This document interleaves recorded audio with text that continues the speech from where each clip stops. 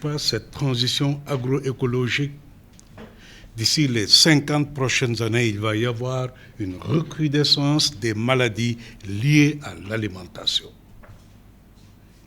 Et ce que je dis, c'est des propos que nous tenons de la recherche. C'est des propos que nous tenons des institutions internationales qui nous disent ceci. Si les températures continuent à augmenter de 3% d'ici l'an 2050-2100, la production alimentaire va baisser de 40%.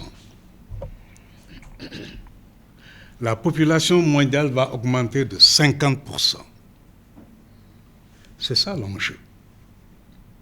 C'est pourquoi il est urgent d'aller vers l'agroécologie, d'enclencher cette transition agroécologique. On ne peut pas avoir un monde où la population augmente pendant que la nourriture baisse. L'enjeu, c'est là. La crise, c'est ça. C'est pourquoi on ne parle plus de changement climatique, on parle plutôt de crise climatique. Pendant qu'on fait ce constat-là, à côté, tout le monde s'accorde à dire que l'agroécologie est une solution et l'une des meilleures solutions, pour au moins 3 raisons. La première, c'est que l'agroécologie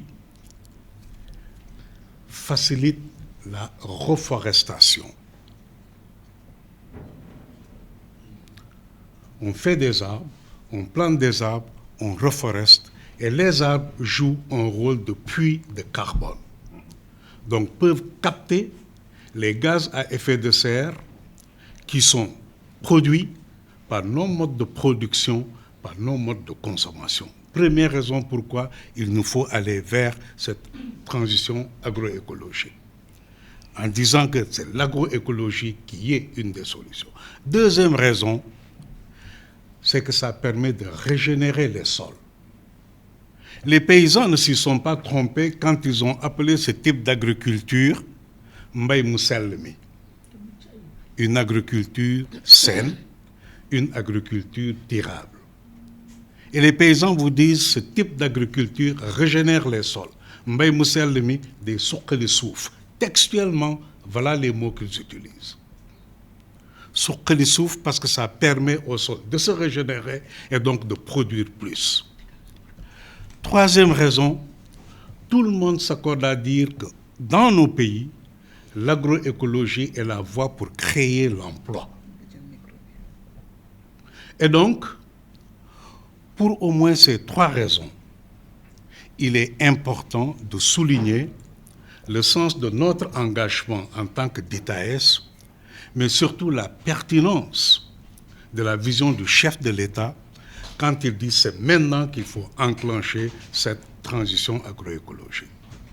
Et cela permettra de répondre à votre question de savoir, pouvons-nous avoir une alimentation saine au lieu de nous envoyer des produits qui sont périmés?